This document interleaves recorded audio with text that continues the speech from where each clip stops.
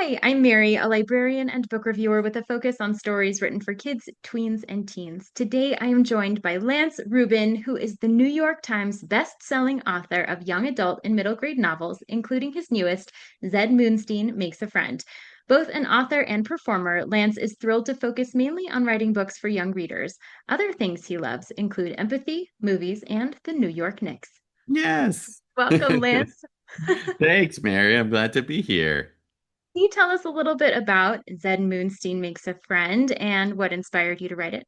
Yes, I would love to. So Zed Moonstein Makes a Friend is a book about a lonely sixth grader named Zed Moonstein. The book starts in January of his sixth grade year, um, when he is starting to feel like his best friend Rishti, who has been his best friend since third grade, is starting to drift away from him. And that is a problem because Zed is absolutely terrible at making friends by his own admission. And really, even in elementary school, up until he met Rishti, was really kind of struggling and feeling kind of lonely. Then met Rishti, they clicked. And then he was always able to cling to Rishti in that friendship, which is a beautiful one.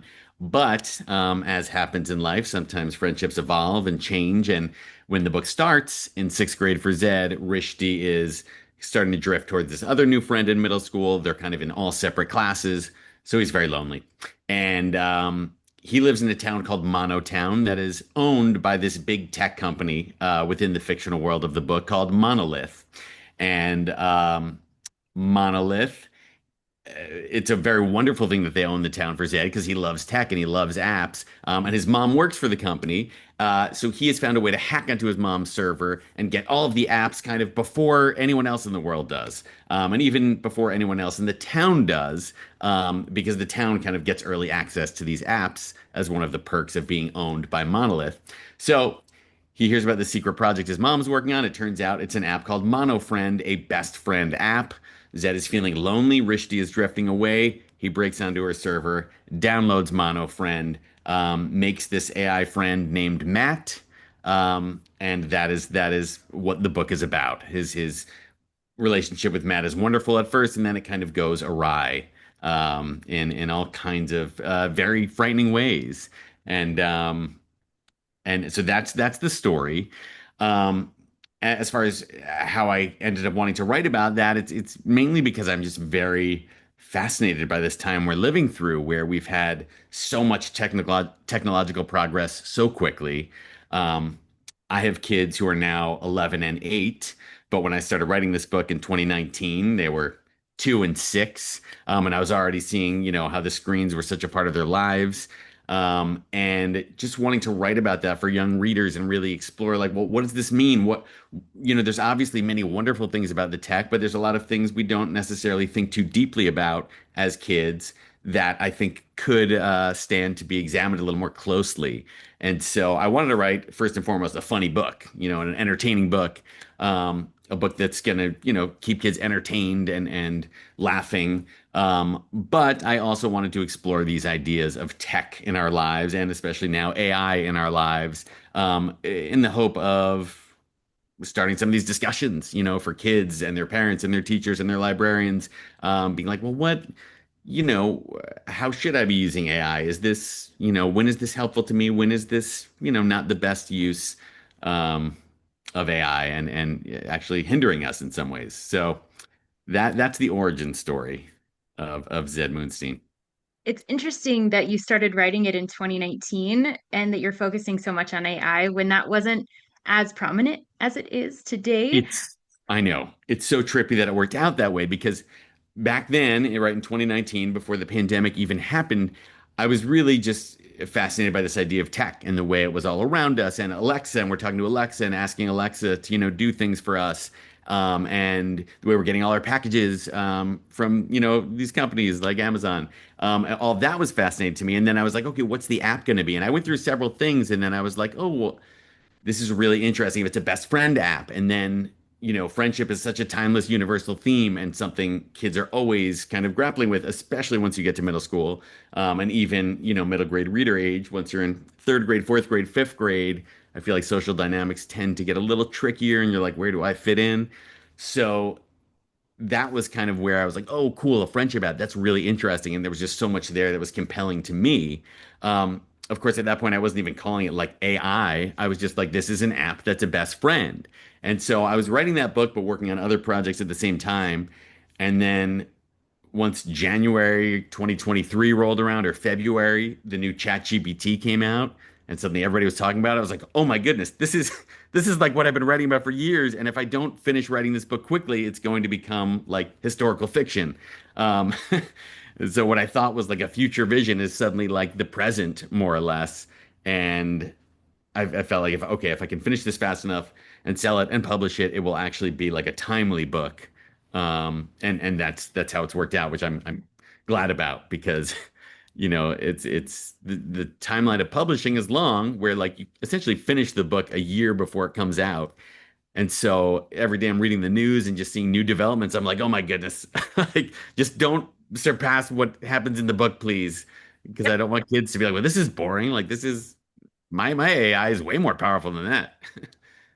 But it works as a cautionary tale now because as readers are starting to get to know AI and the limitations of Yes. it, and also the possibility of it, being able to Yes. determine truth from fiction and all of that is really, really important.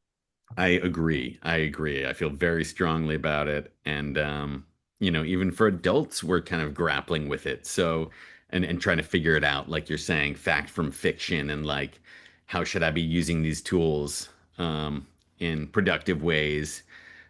So for kids to try and figure that out, like it's infinitely harder. Like they're still finding their place in the world. Their brains are still developing, and to give them these powerful tools that we're all like, well, we don't really know if this is good or bad yet, and we're kind of, the laws haven't caught up to regulating it, but just figure it out. Good luck. Good luck. It seems absurd to me, and so. If even just like dozens of kids get to read this book and start discussing and thinking about these ideas, it's very meaningful to me. Oh yeah, absolutely. Yeah. So you're not just a writer, you're also a performer, and that means that you also read the audiobook version of this. What was it like to read and perform your own work? It was so fun. Thank you for asking. And I think you mentioned you listened to I me did, read, yeah. yeah, which is really fun. Yeah, I'd been an actor before I kind of pivoted to writing YA and now middle grade. And I still love acting. It's just like, I got into acting when I was in third grade and just always loved performing. Once I got out of college and like pursued acting as a career, there was so much of it, the business side of it, I did not like and did not enjoy. I didn't like auditioning. I didn't like the lack of a routine. It's like really, I'm someone who thrives on schedules and routines. And so, as much as I still love to get on a stage or even in front of a camera, like I just didn't like all the other stuff. So now to get to write a book and then to perform my book is like it's the most exciting thing in the world.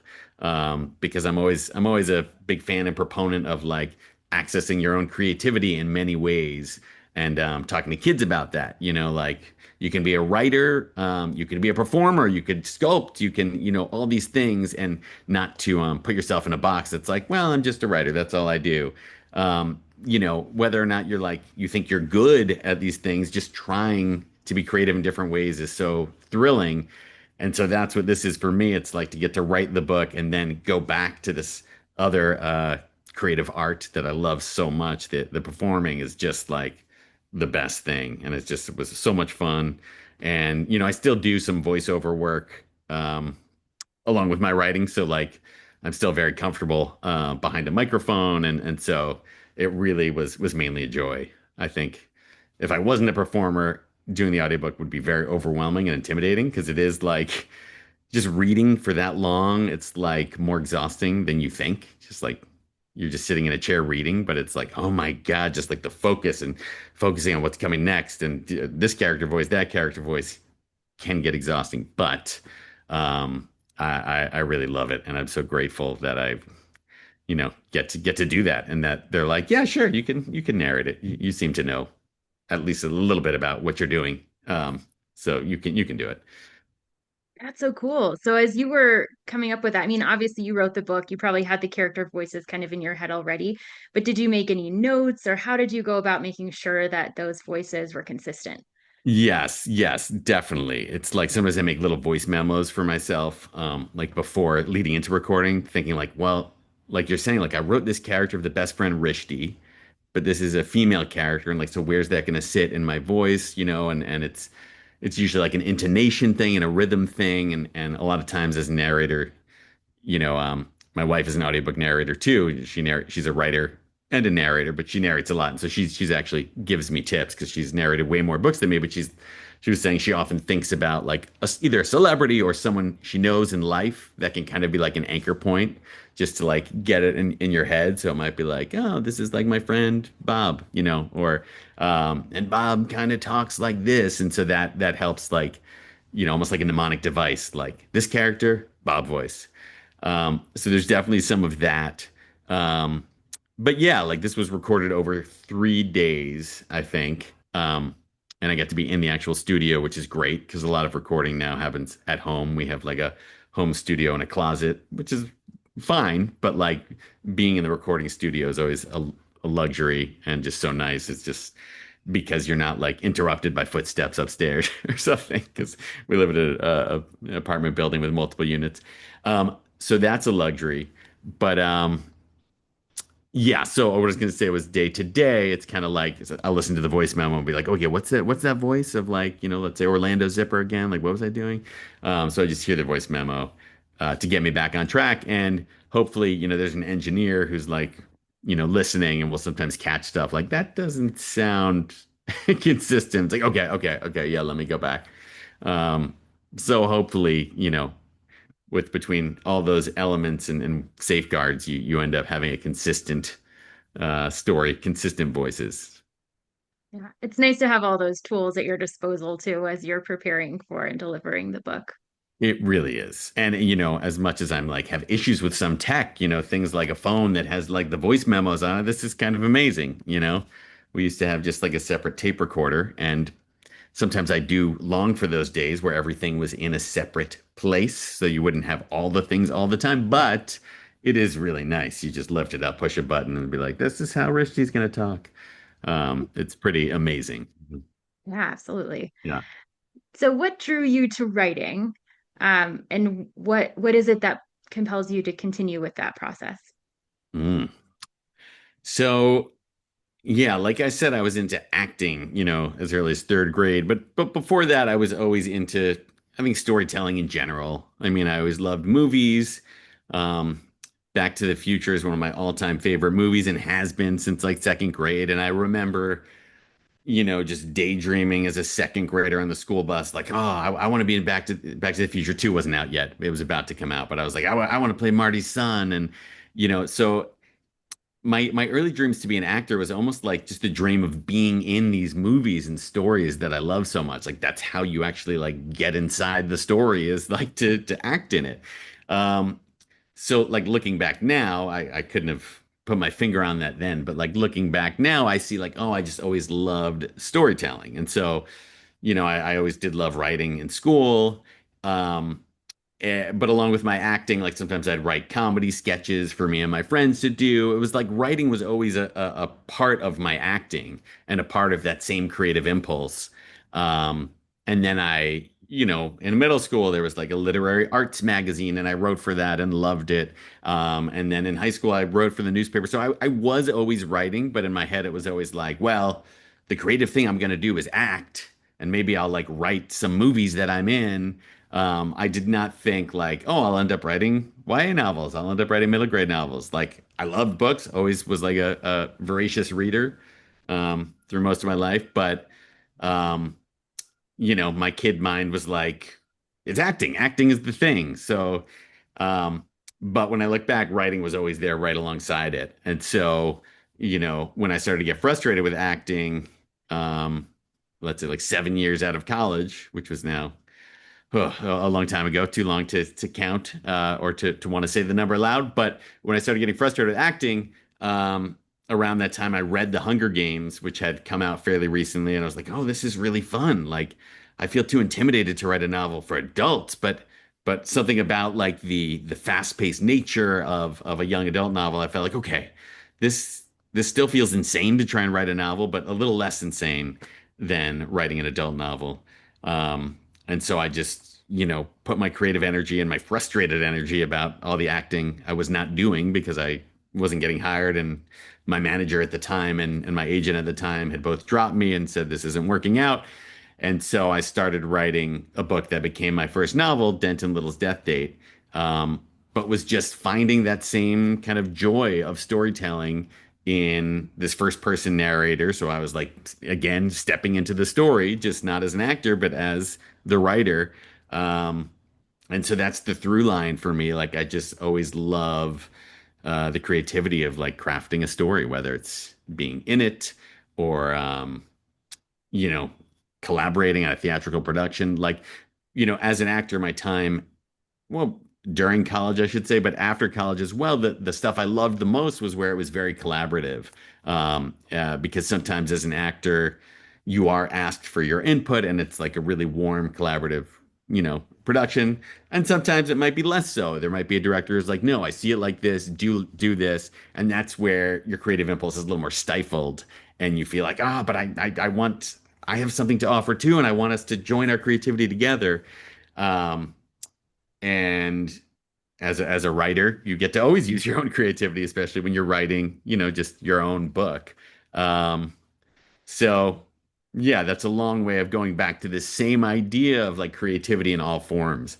And I just always, had my eye on like acting, but like writing was like the solid friend that's been there the whole time and was like, no, no, no, hang out with me. It's gonna be just as fun and it's gonna suit you better. So let's try and make a career out of this.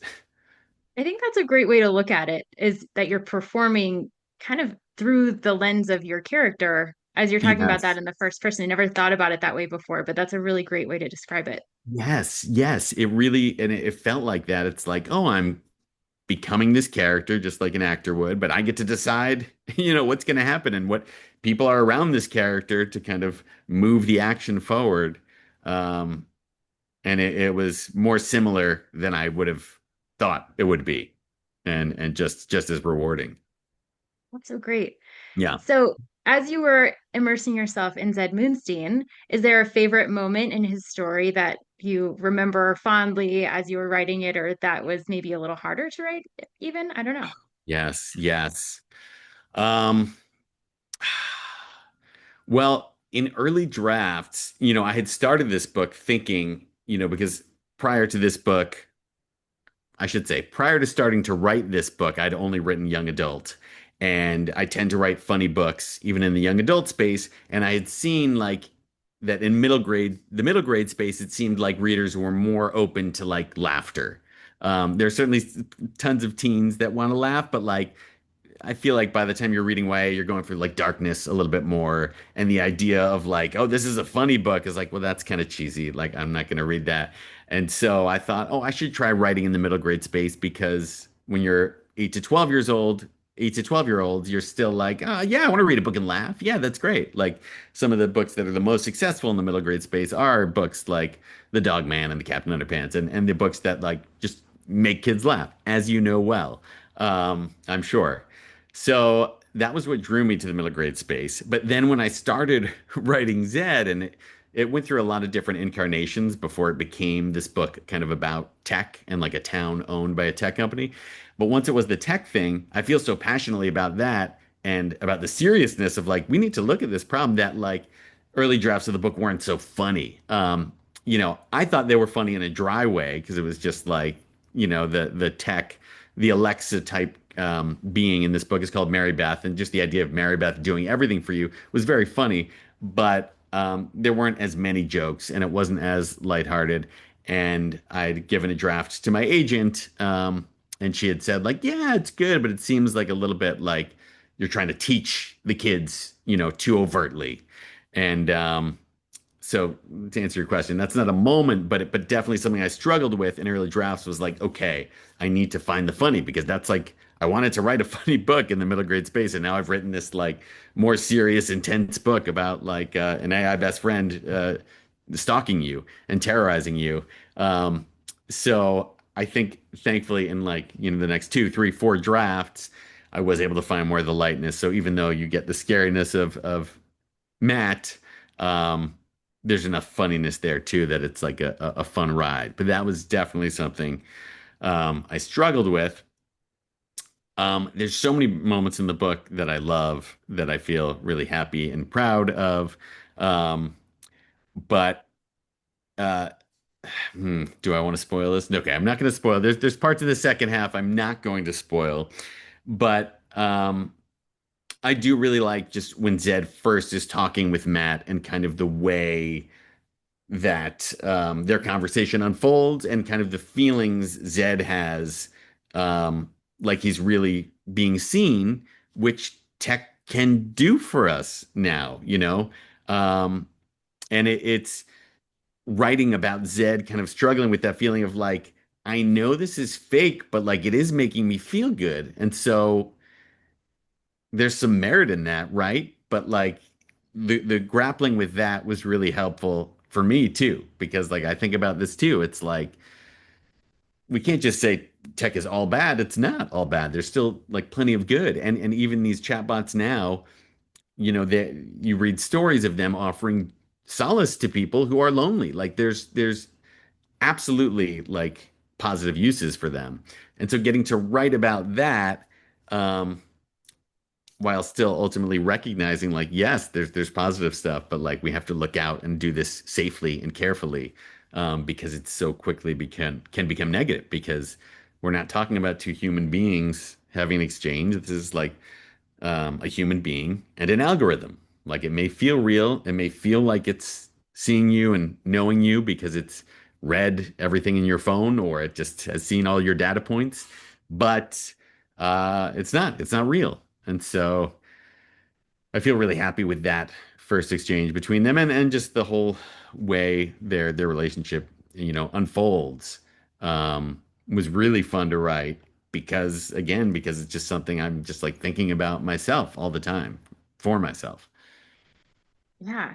And the characters, I think, are really clear also, even the AI character. And so it's Oh, nice to good. have those elements going into it so readers can really think about like, okay, what does this mean? Who are these characters, people, non-people, and how Yes. do they work together? Yeah. Yeah, absolutely. And now that your own children are about the age of this book, have they read it Yes. yet? Yes, they have. They have. They both like it, thankfully.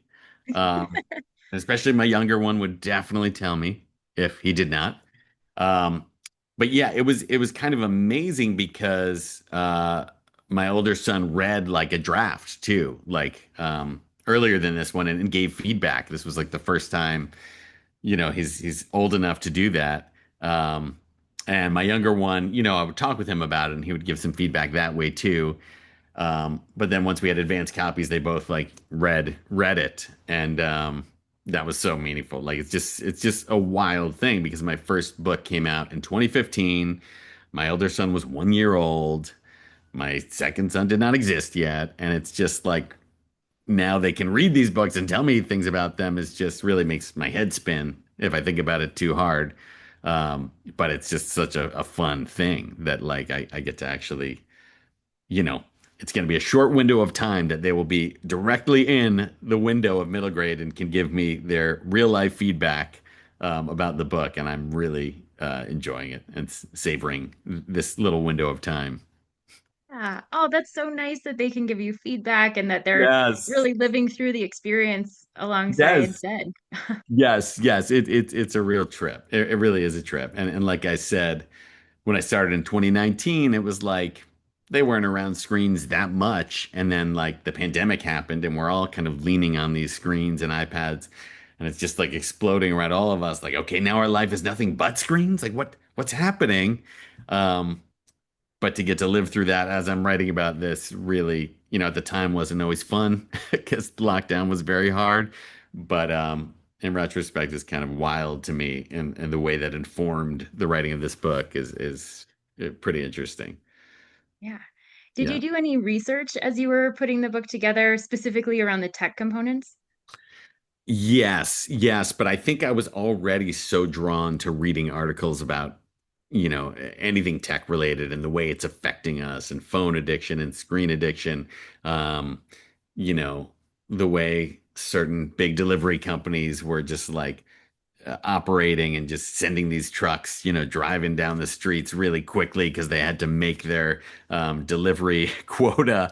All of these things were already kind of brewing in my mind when I thought, like, hey, maybe there's a way to write a middle grade book about this. So the answer is yes, I did do a lot of research. Some of it was before I even started writing the book or knew I was going to write this book, because I'm just, like I said, always trying to figure this moment out. And like, you know, are we living our best lives here with the way we're using tech? And is there a way we can kind of adjust our life and habits to feel healthier and feel better? And so I'm like reading the articles for that purpose too. Like, what's going on? Like, is this okay? Like, should we all be on our phones this much? And of course, no, probably not. Um, so yes. So I'm like, there were lots of podcasts I was listening to. It's like that thing where once you, at least I find, once I'm writing a book and I know what it's about, then I'm suddenly like, have a radar for any time. It's like, oh, that's kind of like what my book is. Oh, I got to listen to that podcast. Like yeah, that's totally it.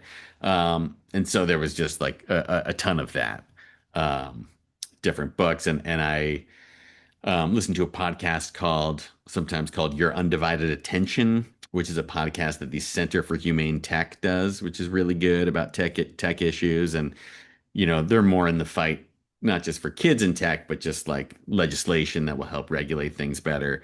But I really appreciated that podcast a lot.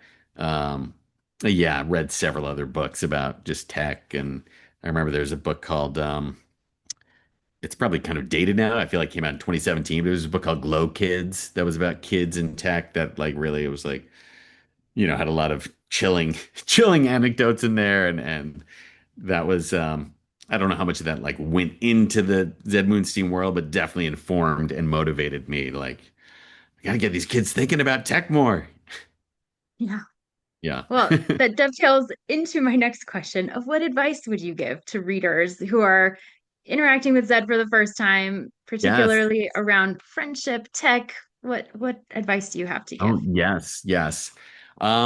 Okay, well, I think my advice is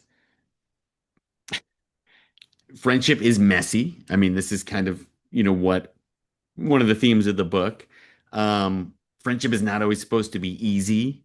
Um, Even for adults, if you ask any adult, like it's just easy to maintain friendships. It takes work. It takes, reaching out to people, making time, disagreeing about things and kind of working through that, feeling frustrated with each other.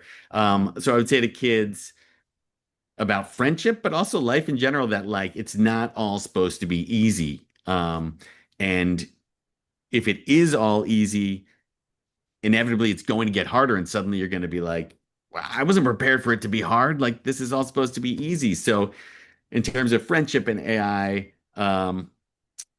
obviously every kid's parent has their own kind of rules and outlook on this thing, on how they want to approach tech. But I just think kids should know, like, these are all the tech is run by companies, and the companies are trying to make money. And that doesn't mean you shouldn't use their products, but you should think about it and think, like, is this helping me, or are they just kind of more concerned with the making money right now? And there are plenty of safe tech companies out there now. There's good products, but especially when you hear about kids with chatbots, like a chatbot friendship would not be messy because it's just an algorithm telling you, things that make you feel good. And that might actually make you feel good, but it will never be a substitute for a real friend who can sit with you and be with you and read your body language and connect with you, um, and get in very healthy disagreements with you, where you're playing a game, and a friend wants to play this version of a game and you want to play this version of a game. You have to work together, be like, well, we either do your version and then my version, we come to a compromise. Like, this is none of that will happen with a chatbot, an algorithm. So I would just say messiness is okay. Messiness is good. That's like a big thing. And using your creativity, uh, it doesn't always feel easy either. Like, you think writing this book was easy? I'm just talking about how it, I've been working on it since 2019, 6 years ago. is very messy. There were many moments, especially when my agent said this isn't really funny, where I was like, "You're right. I don't like this at all," and I couldn't like look at it for 8 months. That was hard, but once I got back to the book, it's like so rewarding that I pushed through. So messiness is the big thing I say to kids. Like nothing rewarding is usually easy. It usually comes with kind of bumps and ups and downs, but that's what life is. Even though we've been told like let's make everything more convenient, let's make it easier, let's that's as if like the goal of life is always more convenience, when actually I think what life is about is the not convenience, is the struggles and the process of trying to do something or make something and bonding with your friends along the way. Like that is what it's all about. So thank you for giving me the opportunity to riff on all those ideas of kind of like, I know how I feel about this stuff, but then in talking about it, it's I'm still kind of figuring it out. Like how do I feel? What would I want to say to kids? Yeah. Well, you know what? That's embracing the messiness you were just talking about. And That's right, Mary. That's it's right. okay. Yeah, you don't have to Yeah, be perfect the first time. I think you're that's so good right. You're advice so for right. all of us because there is a True. lot of that of wanting to be perfect the first time, not showing the flaws and or weakness or anything like Yes. that. But that's just life. We all go through that. It's just life. It really is. Yeah. And this image of perfection on Instagram or whatever it is, it really does us a great disservice because you're right. Life is the struggling for words, the struggling for everything, and just kind of the mess of the mess of life. Yeah, it absolutely is. But we're all living in it together. We are. We are. So, Lance, now that you've written a middle grade novel, do you find that there's another Yes. one in your future, or is there another next project that you'd like to share? Well, thank you for asking. There is another middle grade book in my future because technically I have been contracted to write two books, which is great, with Clarion Books and my great editor, Jordan Brown.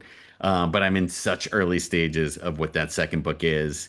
Um, but I just wrote something this morning that felt like, oh, maybe this like could maybe there's something here. Um, so yes, like beyond early stages, like the 2 pages I wrote this morning is pretty much like the only thing that exists of the book, other than some notes jotted. But yeah, like I like the 2 pages I wrote, so that's something. And then I also have a YA novel coming out in January, called 16 Forever. Um, I don't usually have books coming out like every 6 months, but it just kind of worked out that Zed Moonstein came out in August, and now this YA novel comes out in January, which is exciting. Um, and 16 Forever is definitely YA. It's like a 14 plus book about a kid named Carter who is stuck at age 16 forever. So when he gets to the night before his 17th birthday, he's like, okay, he goes to sleep. He wakes up the next morning and he is back to being 16 physically, emotionally, and he's forgotten everything that happened the past year. So, yes, so it's real tough. It's very scary. And when the book starts, it's his sixth time of that happening. So he should be technically 22, but he's still 16. His younger brother, 6 years later, is now his older brother, is in college. Carter's still a sophomore in high school. Um, and the book is a dual POV, also with this girl, Maggie Spear, who had dated Carter during the last loop, the last time around. But then he had his birthday and he forgot her. He forgot everything. She's like, I can't do this again. So she wants nothing to do with him. Um, but of course, she ends up having something to do with him because they inevitably get drawn back together. And it's the story of that. Oh, that sounds really interesting, like Groundhog Day slash teen angst together. Yes, yes, Yeah. yes, exactly. And it's like inverse Groundhog Day because instead of him reliving the same day over and over again and no one else remembers, he relives the same year of his life, but everybody else does remember and he doesn't remember. So I went into writing it thinking like, yeah, this will be like Groundhog Day. I'm like, no, wait, it's different. It's different. It is. How do I No, do you're this? absolutely right. Yeah.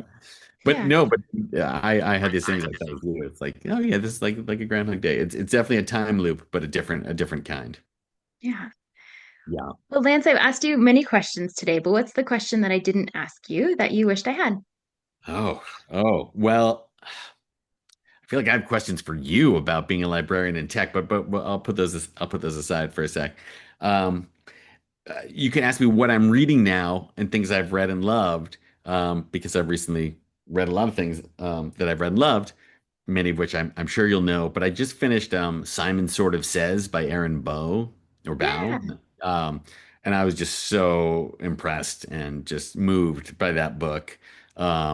And its ability to take a very serious subject because the main character Simon is the survivor of a school shooting, but to find the humor in that.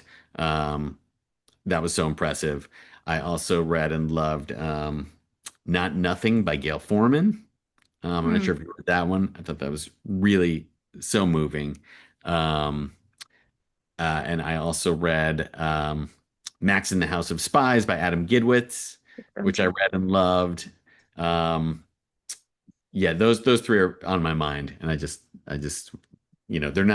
they're not that under the radar. I guess people know about those books, but I was just so blown away and moved by all of them. And I also reread Number the Stars by Lois Lowry and found that to be really, it holds up and it's very resonant. That's a book that takes place during World War II, the Holocaust, um, with, a main character who is not Jewish but helps a Jewish friend. And that feels very resonant right now, the idea of looking out and helping each other and being there. For others, for marginalized groups, for whoever is being oppressed at any given moment, and that really was so powerful.